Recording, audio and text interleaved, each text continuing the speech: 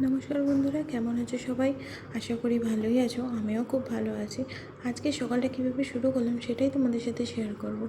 সকালে ঘুম থেকে উঠেই বাসি জামাকাপড় ছেড়ে চলে এসেছি মেশিনে জামাকাপড় ধুতে দেওয়ার জন্য।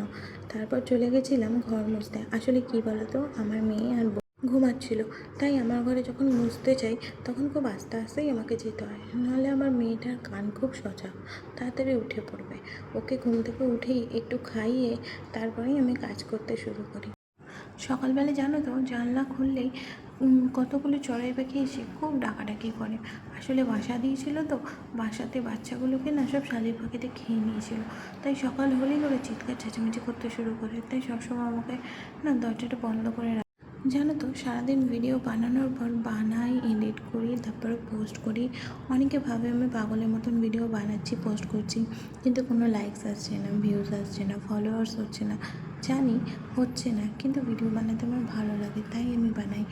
আর আমি যে ভিডিও বানাই তাতে আমার শাশুড়ি আর বর আমাকে আরও সাপোর্ট করে, কখনো কিছু বলে না। তাই আমি আরও এনার্জি পেয়ে ভিডিও বানানো শুরু করেছি। জানি না কী হবে, কোনো দিন এগোতে পারবো কি না, কিন্তু চেষ্টা করব। একদিনে হবে না জানি, কিন্তু একদিন ঠিকই হবে। জানো তো, এই ভিডিও বানানো আর এডিটিংয়ের ব্যাপারে আমিও কিছু জানতাম না, কিন্তু ইউটিউব দেখে দেখে সব শিখেছি আর চেষ্টা করছি। আপাতত নিজে থেকে সেগুলো বানানোর চেষ্টা করছি। ভিডিও বানানোর পর যে কীভাবে কী কথা বলবো সেটাও আমি বুঝতে পারি না, মনে যা আসে তাই বলে দিই। অনেক ভিডিও দেখেছি ফেসবুকে, নিজেরা ভিডিও বানানোর সাথে সাথে অন্যকে ভিডিও বানানো ভিডিও বানায় কীভাবে এডিটিং করে সেসবও শেখায়। সেখান থেকে টুকটুক করে শিখে নিজে থেকে করার চেষ্টা করছি আর কি। তোমাদের যদি ভালো লাগে অবশ্যই আমাকে কমেন্ট করে জানিও। আর তোমরা এটাও জানিও কে কোথা থেকে আমার ভিডিও দেখছো। আমি কিন্তু তোমাদের কমেন্টের আশায় রইলাম। আর তোমরা জানিও তোমরা কী ধরনের ভিডিও দেখতে পছন্দ করবে, আমি সেই ধরনের কন্টেন্ট ক্রিয়েট করার চেষ্টা করব।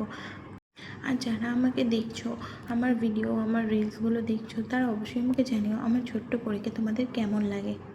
জানো তো, অনেকে ভাবে হয়তো আমার মেয়ে যতক্ষণ ঘুমায় আমিও হয়তো পড়ে পড়ে ঘুমাই। সকালে হয়তো 10টায় ঘুম থেকে উঠি, আবার দুপুরে ঘুমাই, আবার রাত্রে হয়তো 9টার সময় ঘুমিয়ে পড়ি।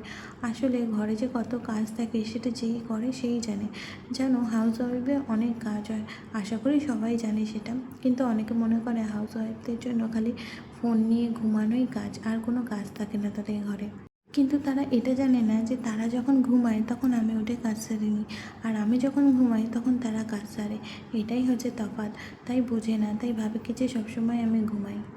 কিন্তু কে কী ভাবলো, কে কী করলো, তাতে আমার কিচ্ছু এসে যায় না। আমার শাশুড়ি আর বর আমাকে সাপোর্ট করে, আমি তাতেই খুশি। ওরা তো জানে আমি ঘরে কখন কাজ করি, কখন ঘুমাই। তাহলে অন্য কেউ জানলো না জানলো, আমার তাতে কিছু এসে যায় না। শুধু পিছনেই কথা বলবে, সামনে বলার সাহস কারণ নেই। জানো তো, সকালবেলায় রান্নার দিকটা, হেসেল ঘরটা শাশুড়ি মাই সামলান। উনি সকালে রান্নাটা করে নেন, মেয়ে নিয়ে না সামলে উঠতে পারি না। আর আমি বাসি কাজবাজগুলো করে ফেলি তাড়াতাড়ি। দুজনে মিলে সংসারটা সামলাই বলে সংসারের কাজকর্মগুলো খুব তাড়াতাড়ি হয়ে যায়। আর বাকি সারাদিনের কাজ তো লেগেই থাকে, মেয়েকে নিয়েই সেগুলো সারতে হয়। এরপর যখন কাজ বাজ হয়ে যাবে, মেয়ে উঠে যাবে, তখন ওকে খাওয়ানো, পরিষ্কার করা, গোছানো এই সব থাকে।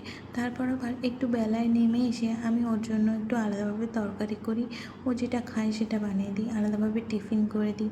এইসব করতে করতেই আমার সকালটা কেটে যায়। দেখো, তোমাদের সাথে কথা বলতে বলতে আমার প্রায় ঘর মোছাটা হয়েই এলো। জানো তো, এক দিন না মাঝে মধ্যে ঘর মুছতে পারি না। মেয়েটা যদি রাত্রে খুব কম ঘুমোয়, আমার সকাল থেকে উঠতে খুব অসুবিধা হয়। তাই এক দিন আমি একটু দেরি করে উঠি। যদি সম্ভব হয় বেলার দিকে মুছি, আর যদি সম্ভব না হয় শুধু ঠাকুর ঘরটা মুছে সেখানেই পুজো দিয়ে নিই। কিন্তু শুরু থেকেই কিন্তু আমি এসব করতাম না। আমাদের বাড়িতে একজন কাজের লোক ছিলেন, কিন্তু ওনার কাজকর্ম আমার ঠিক পছন্দ হতো না। ওনার বয়স হয়েছিল তো, কষ্টও হতো, তাই ওনাকে ছাড়িয়ে দিয়েছিলাম। সেই জন্য আমি আর শাশুড়ি মা দুজন মিলেই সংসারের কাজকর্মগুলো এদিকে সামলে নিই। কোনো অসুবিধা হয় না, দুজন মিলে করি তো, তাই খুব খুব ভালোভাবে শান্তিভাবে সারাদিনের কাজকর্ম শেষ হয়ে যায়। এবার সারাদিনটা আমরা ফ্রি থাকি। এদিকে দেখো, আমার মিঠু সোনাকে খেতে দিয়েছি। ও না আবার দুধ বিস্কুট খেতে খুব পছন্দ করে। প্রথম তো ও চা খেত, আর এই বাড়িতে আসার পর ওকে চাটা দিই না, যেহেতু সকালে আমি চা খাই না। তাই ওকে চাটা দিই না, ওকে দুধ বিস্কুট দিই। ও দুধ বিস্কুট খেতে খুব পছন্দ করে, অনেক কথাও বলে, পরে একদিন শোনাবো। এদিকে দেখো কথা বলতে বলতে আমার মেশিনে জামা কাপড়গুলোও কাচাও হয়ে গেছে। এদিকে আমি মিলতে চলে এসেছি। এখন অনেকেই ভাববে কি যে আমি এত বড় বাড়িতে ছাদে কেন জামা কাপড় মিলি না। আসলে এই গরমের মধ্যে এত রোদে না ছাদে যেতে খুব কষ্ট হয়। আর আমি গেলে সাথে সাথে আমার মেয়েটাও যায়, ওরও কষ্ট হয়। ছাদে মেঝেটা গরম হয়ে গেলে পায়ে গরম লাগে তো লাফালাফি করে, তাই ওকে আর নিয়ে যাই না। ও ঘুমাতে ঘুমাতে আমি সমস্ত কাজ করে নেওয়ার চেষ্টা করি। কিছু জামা কাপড় জানলায় মেললাম, আর কিছু জামা কাপড় যেগুলো আমার জামা কাপড় সেগুলো এখানে আর মেলানোর জায়গা থাকে না, তাই ব্যালকানিতে নিয়ে গিয়ে মেলে দিই। ব্যালকানিতেও বেশ ভালোই রোদ আসে, রোদের প্রয়োজন পড়ে না। এখন যে গরম, তার আবহাওয়াটাতে এমনিই জামা কাপড় এমনিই শুকিয়ে যায়। ছাদে গেলে তো পুরো পাঁপড় ভাজা হয়ে যাব, আমিও সাথে আমার জামা কাপড়ও। এদিকে আমার কাজ প্রায় শেষ হয়ে গেল, জামা কাপড়গুলো মেলা হয়ে গেলে এরপর যাবো আমি ছাদের কাছে জল দিতে। আসলে সব কাজ হয়ে গেলে না ওই দিকেই যাওয়ার খুব মনটা টানে। গাছগুলোকে ছাদে একা একা রেখে দিয়েছি, ওপর দিয়ে কিছু দিতেও পারিনি। খুব ইচ্ছে ছিল ওপর দিয়ে একটা কিছু ঢেকে দিলে গাছগুলো রোদ থেকে একটু বাঁচত, কিন্তু আমি পেরে উঠিনি। তাই গাছগুলোকে কষ্ট করে হলেও দুবেলা জল দিতে হয়, নাহলে একদম শুকনো হয়ে যায়। দেখো তোমরা দেখতে পাচ্ছ আমার গাছে কত ফুল হয়েছে, কিন্তু এখন তো আমি স্নান করার পর ছাদে যাব ফুল তুলতে, তখন এত রোদ উঠে যায় না, তখনই ছাদে আসে। গাছে জল দেওয়া আমার হয়ে গেছে, এরপর স্নানটা সেরে পুজোটা সেরে নেব। ততক্ষণে আমার মেয়েটাও উঠে পড়বে, আর ভিডিও করার সময় পাবো না। ততক্ষণের জন্য টাটা বন্ধুরা, দেখা হবে নেক্সট ভিডিও।